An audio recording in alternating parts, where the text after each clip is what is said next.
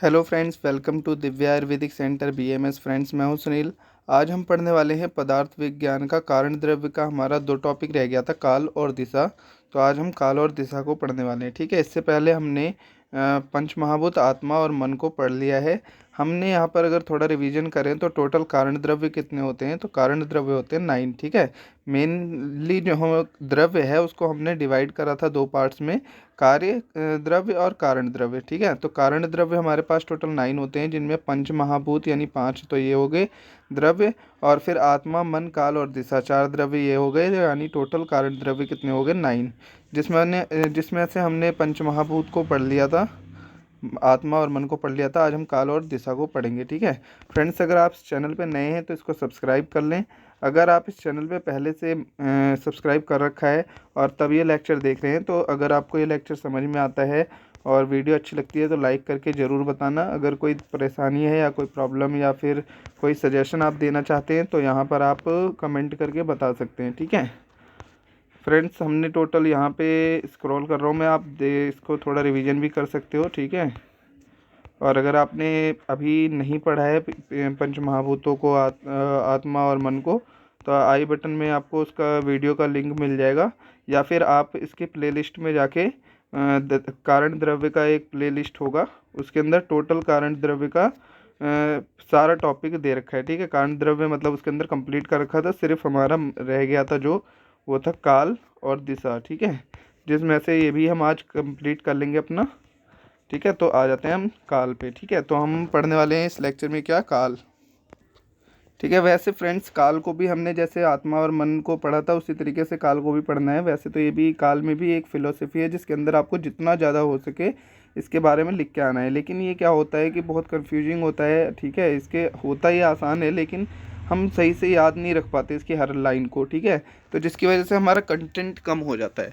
तो इसी को याद रखने के लिए मैंने इसको थोड़ा पॉइंट्स में डिवाइड करा है। ठीक है, पॉइंट्स में करके पढ़ा है ताकि आपको इनके पॉइंट्स के नाम पर आपको इनकी लाइनें याद रहें। ठीक है, कम से कम इतना जितना मैं नोट्स में आज पढ़ाने वाला हूँ इतना तो आपको कम से कम याद ही रहे। ठीक है, बाकी और पढ़ना चाहो तो बुक से पढ़ सकते हो, वैसे तो इतना ही बहुत है क्योंकि अकेले कभी काल भी नहीं पूछता। ठीक है, और अगर पूछता भी है तो 5 या फिर 2 नंबर में ही पूछेगा। ठीक है, या फिर 5 नंबर में ज़्यादा पूछेगा, 15 नंबर में तो पूछता नहीं है। ठीक है, तो इतना भी काफ़ी है।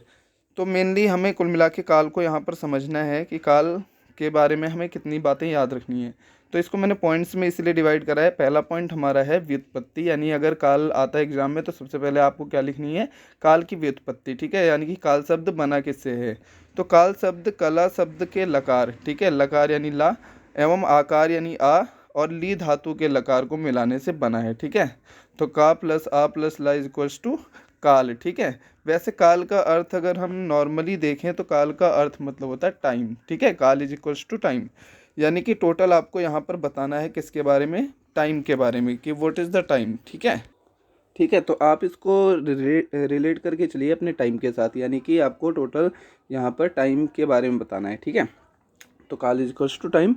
उसके बाद हमने इसकी व्युत्पत्ति देख ली। इसके बाद काल के लक्षण क्या होते हैं। ठीक है, यानी कि काल क्या क्या कर सकता है, तो मैंने बताया काल मतलब टाइम, तो आप उससे रिलेट करते रहना। ठीक है, संपूर्ण जीव सृष्टि का उत्पादन करता है, यानी कि काल पे ही डिपेंड है इस सृष्टि का उत्पादन, और इस सृष्टि का अंत भी काल पे ही डिपेंड करता है। ठीक है, उसके बाद क्या है, सेकंड पॉइंट है, ये थोड़े समय के लिए भी नहीं रुकता, सदा गतिशील होता है। मैंने बताया था टाइम से रिलेट करना है तो वैसे ही है, टाइम भी कभी नहीं रुकता तो काल भी कभी नहीं रुकता। ठीक है, तीसरा पॉइंट है, मनुष्य का जीवन मृत्यु चक्र इसी के वश में है। ठीक है, यानी कि टाइम के अनुसार ही हर इंसान की मृत्यु हो जाती है, यानी कि एज भी एक टाइम ही हो गया कि एक लिमिटेड टाइम तक ही आदमी जीवित रहता है, उसके बाद मर जाता है।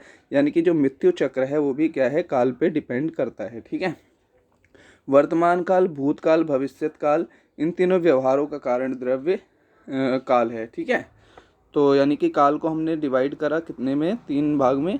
वर्तमान काल, भूतकाल और भविष्य काल जो है हमारा, वो भी जो उनका व्यवहार है वो किस पे डिपेंड करता है, तो हमारे कारण द्रव्य यानी काल पे डिपेंड करता है। ठीक है, इसके बाद कुछ मैंने यहाँ परिचय दिया, थर्ड पॉइंट। आपको एग्जाम में ये परिचय नहीं लिखना है। ठीक है, मतलब ये हेडिंग मत डालना परिचय, बाकी आपको ये सारे पॉइंट्स लिखने हैं वहाँ पर। ठीक है, ये मैंने अपने जैसे याद रखने के पॉइंट ऑफ व्यू से ऐसे परिचय करके फिर पॉइंट पॉइंट बना दिए हैं ताकि आपको ये याद रखो कि हमें टोटल 6 पॉइंट काल के बारे में याद रखना है, ठीक है। तो सबसे पहला पॉइंट क्या है कि संसार की समस्त क्रियाओं का आधार जो है वो क्या है, काल है। यानी दुनिया में जितनी भी चेष्टाएं होती हैं, क्रियाएं होती हैं, वो सब काल के ऊपर डिपेंड करती है, ठीक है। इस काल का ना आदि है ना अंत है, ठीक है, दूसरा पॉइंट।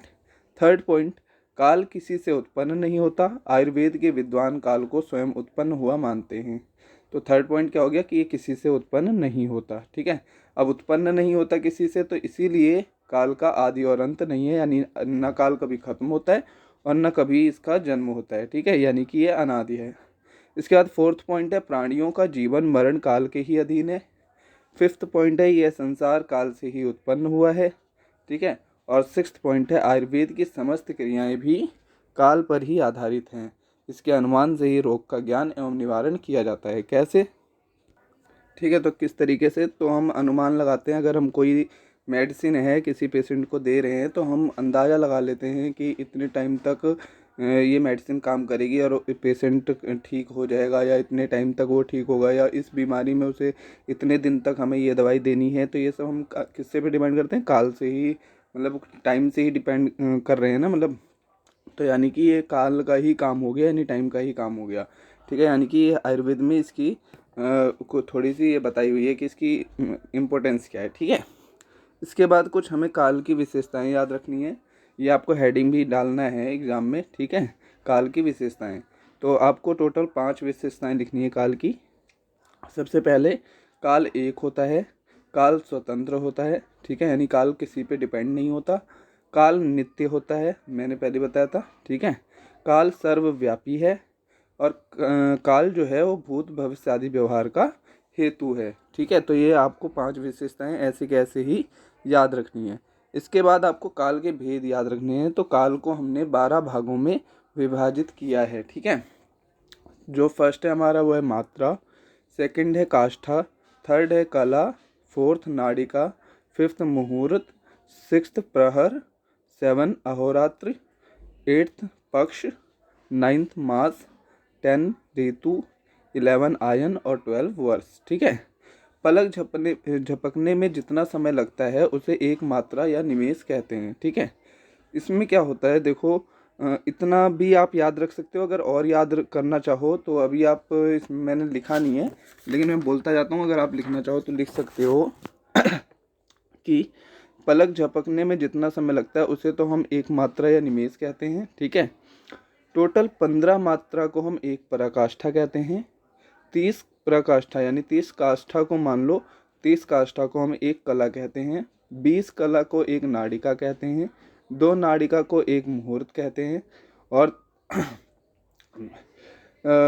जो 4 प्रहर है उसे एक दिन कहते हैं, सॉरी 3 से 3/4 जो मुहूर्त होता है उसे एक प्रहर कहते हैं, यानी 3 घंटे।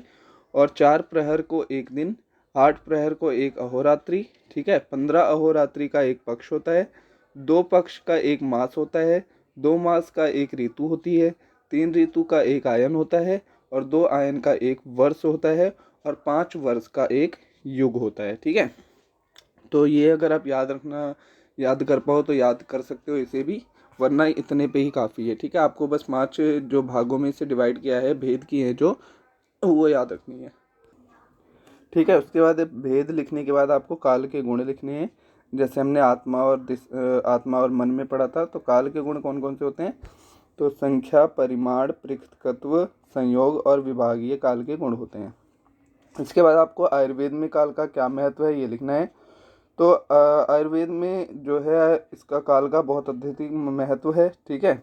इसमें जो सबसे पहला पॉइंट है कि मनुष्य में बल की वृद्धि या क्षय, दोषों का संचय, प्रकोप और समन, औषधियों की उत्पत्ति, उसमें रस और वीर्य आदि का जो कितनी होनी चाहिए मात्रा, ठीक है, उसकी वृद्धि, ऋतुओं के अनुसार उचित आहार विहार काल के अनुसार ही होता है, ठीक है। तो मैंने आपको पहले ही बताया था कि अगर हम किसी को कोई मेडिसिन दे रहे हैं तो कितने दिन के लिए दे रहे हैं, कितनी मात्रा में दे रहे हैं, तो ये सब क्या है, काल पे डिपेंड करता है, ठीक है। इसलिए षट ऋतुचर्या का पालन करने से मनुष्य का स्वास्थ्य ठीक रहता है तथा वह रोगों से बचा रहता है, ठीक है। तो कुल मिला के हमें इसके महत्व को देखना था। तो सबसे पहला महत्व हमें समझ में आ गया कि मनुष्य में बल की वृद्धि या क्षय, दोषों का संचय, प्रकोप या समन, ये सब काल पे ही डिपेंड करते हैं कि किस ऋतु में किस दोष का संचय होगा, किस ऋतु में किसका प्रकोप होगा, किसका समन होगा, किस ऋतु में हमें कैसा आहार विहार लेना है। ठीक है। औषधियों की उत्पत्ति यानी कि कुछ कितने समय में कौन सी औषधि की उत्पत्ति हो जाती है। ठीक है। कुछ औषधियाँ जो कि एक दिन में हो जाती हैं, कुछ औषधि 3 घंटे में हो जाती हैं। ठीक है। तो ये सब क्या होता है, काल पे ही डिपेंड करता है, यानी टाइम पे डिपेंड करता है। ठीक है। उसके बाद औषधि संग्रह, तो इसको भी हम काल पे ही डिपेंड होता है। जैसे कि वसंत ऋतु में हमें जैसे पत्तों का जो औषधि है उसके पत्तों का संग्रह करना चाहिए। ग्रीष्म ऋतु में हमें औषधि यानी जड़ी बूटी जो है उसका जड़ का प्रयोग मतलब संग्रह करना चाहिए, यानी। और शरद ऋतु में छाल का। ठीक है। संग्रह का मतलब आप समझ रहे हो ना कि उनको इकट्ठा करके रखना। ठीक है, संग्रह करना।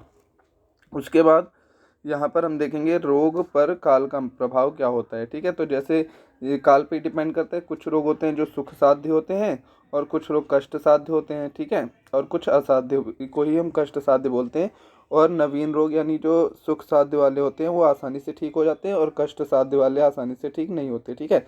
तो क्या होता है, जो सुख साध्य है वो अगर हम उनका टाइम पे इलाज ना करें तो एक टाइम के बाद वो कैसे हो जाते हैं, कष्ट साध्य हो जाते हैं। ठीक है। यानी कि रोग की उत्पत्ति में प्रधान कारण किसका है, काल का है। ठीक है। फिर उसके बाद काल का औषध पर क्या प्रभाव पड़ता है। तो जिस काल या ऋतु में औषधि या वनस्पति सवीर्य या निर्वीर्य होती है। ठीक है। यानी कि किसी ऋतु में कोई औषधि जो है या वनस्पति जो है उसमें उसमें वीर्य है और किसी में नहीं है। ठीक है। तो इसका भी काल निर्णय करता है। ठीक है।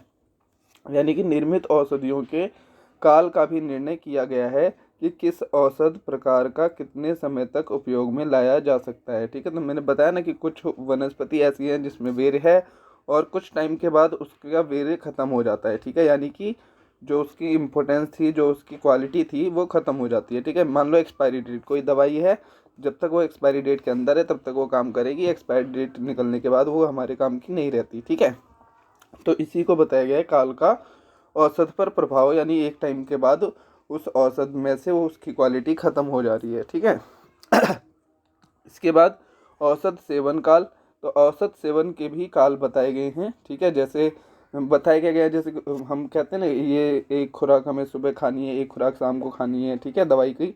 तो उसी को ही औसत सेवन काल बताया गया है। ठीक है। तो यहाँ पर हमने काल के बारे में जितना हो सकता था पढ़ लिया, इतना नोट्स काफ़ी है। बाकी अगर आप कुछ एक्स्ट्रा लिखना चाहते हो तो बुक से पढ़ सकते हो। फ्रेंड्स, अगर ये लेक्चर आपको अच्छा लगा, ठीक है, नोट्स अच्छे लगे तो लाइक करके ज़रूर बताना। और अगर आपको वीडियो लेक्चर अच्छा लगा तो आप कमेंट करके बता सकते हो। ठीक है।